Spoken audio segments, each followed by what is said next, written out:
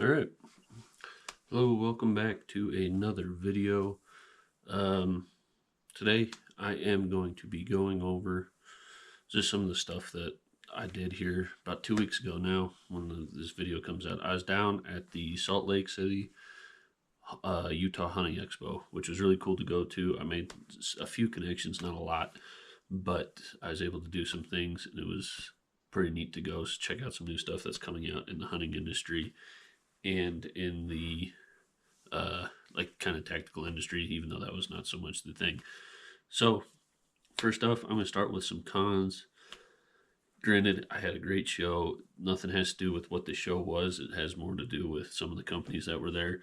I mean, first off, let's see. I'm going to check my notes here.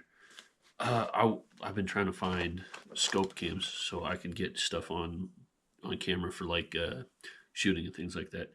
There weren't any good scope cams available at the show that could handle the recoil of a 300 PRC, which is what I shoot if you've been watching the channel for any period of time.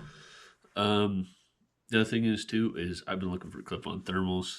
Clip-on thermals again were very expensive, like north of $4,000, which is not in the budget for me right now, so that kind of sucks. All right, okay, time for some pros.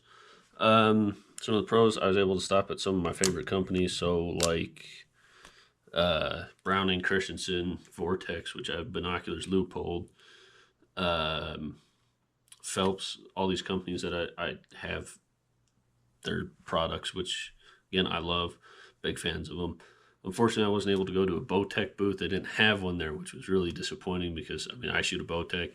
I was able to shoot a new Bowtech. One of the local Utah archery suppliers was there, and one of their bows that they were letting people shoot was the new Bowtech. I shot that one the best, and that one was my favorite out of all of them, including the Hoyt and the Matthews section of everything. So I thought that was pretty neat. Unfortunately, I don't have the money to buy a new Bowtech, and I also really like my bow that I have right now because, I mean, I've shot an elk with it, so that was pretty neat. But one of the coolest places I went to was the Browning booth. They had a lot of cool stuff. They had a BAR, they had a straight pull bolt. That's not really what I'm going to focus on, but I have a problem with, I don't know if you'll be able to see it, but I have a problem with the end piece on my A5, which is where the Cerakote's rubbing off around the rim here where my sling gets attached. So the problem with it is just I don't want the Cerakote rubbing off. It's very minor gripe, and that's what I told them. I was just like, do you guys have anything that would like prevent that from happening anymore? And they actually recommended me a sling that they do sell. It's the Browning All Season sling. So that was pretty cool. I was able to get in with that. All right. Then I stopped at the Christensen booth. Christensen is both kind of like a pro and a con. Christensen, of course, I love my rifle. Like, I wouldn't trade it in for anything. I don't regret buying it at all. But I asked them about options for a stock that you can get for my certain model of rifle, and they don't have one available with a cheek riser, which kind of sucks because you put all this money into a lightweight hunting rifle, and I get that they're trying to keep it lightweight, but the way my scope setup is I need something to raise my cheek level so that way I can see through my glass and actually be able to take shots at stuff, which is kind of important. It's kind of disappointing that they don't have an option for that even all these years after they kind of released it and have released new models and new stocks and things like that. So it's kind of disappointing that they didn't have anything, but I got a really cool hat out of it. They're really cool people. Again, I'm not mad about it. I just was hoping that I could keep stuff in-house with Christensen. Really cool people. Really glad they were there. Really glad that I stopped by and said hi. So that was pretty neat.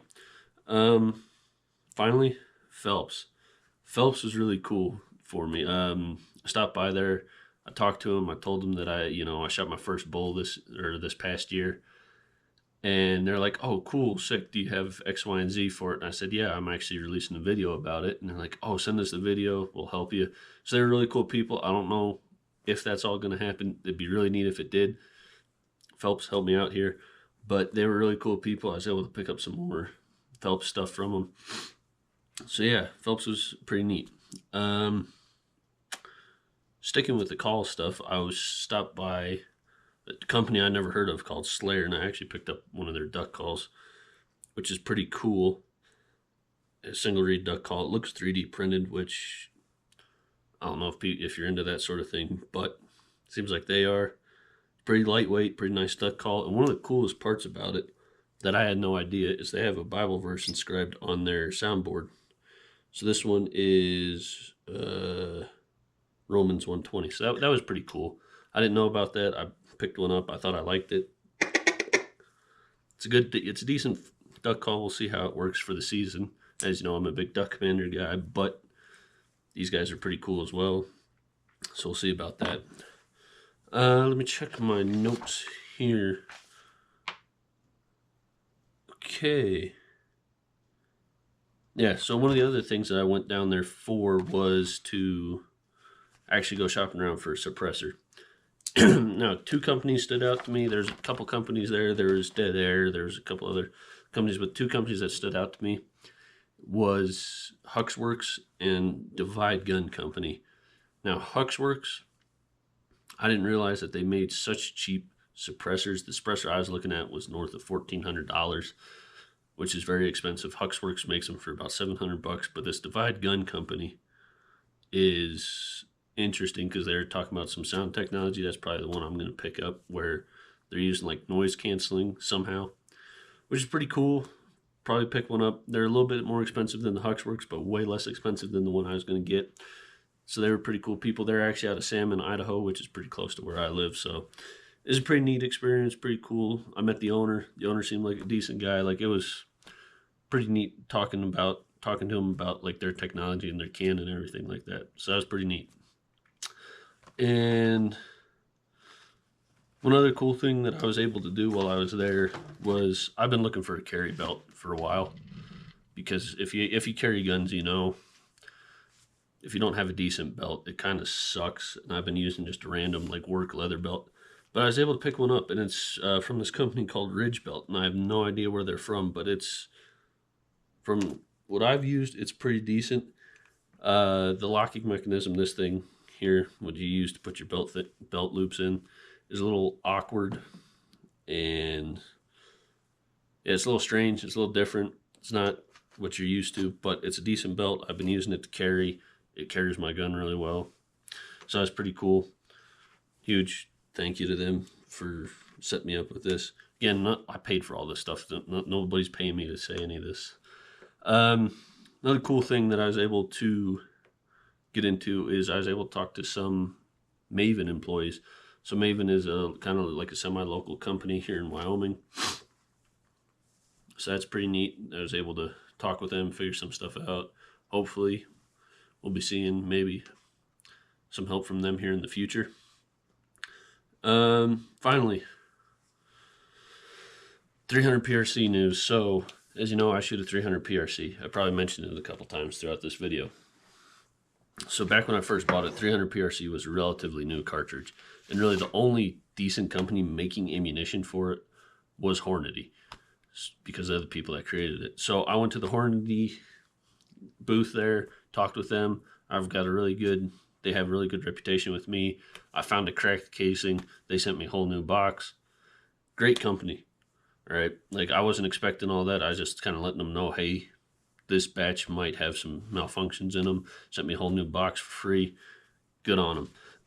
So I stopped by there, see if they have new offerings in 300 PRC, because I don't like shooting just a 225 match grade round at everything. So I think they have as low as 175, and of course all the way up to 225 grain. Great rounds. No problem with that. And then the other cool part was I went to the Norma booth. Now, Norma, I don't know about their ammunition. However, they were willing to work with me and maybe work out a deal with them, so I might be having not necessarily free ammunition, but the ability to have cheaper ammunition and buy stuff for my family, things like that. So Norma, it's really cool. Hopefully their bullets work out really well in my rifle. Who knows? Again, it'd be really cool if they did. I just like ammunition, man. Like, and they have a 180 grain offering from Norma. We'll see how good that works. But yeah. So that was kind of my experience at the hunting show, the hunting expo. I'm gonna throw up a cool picture I found. I met one of the coolest like combo guys from the UFC. Donald Cerrone, he's the cowboy. Cool guy. I ended up talking with him for a little bit. Pretty cool dude. So that was pretty cool from my experience. But for the most part, I didn't get any pictures or videos of anything because I was just kind of there. Who knows? So yeah, hopefully this wasn't just me rambling at a camera. If it is, it's gonna suck. So whoopee. Anyway, thank you guys for watching. If you stuck around to the end, thank you. It's probably just a lot of word salad, probably a lot of stuff that wasn't really necessary. But again, thanks for watching, and I'll see you in the next one.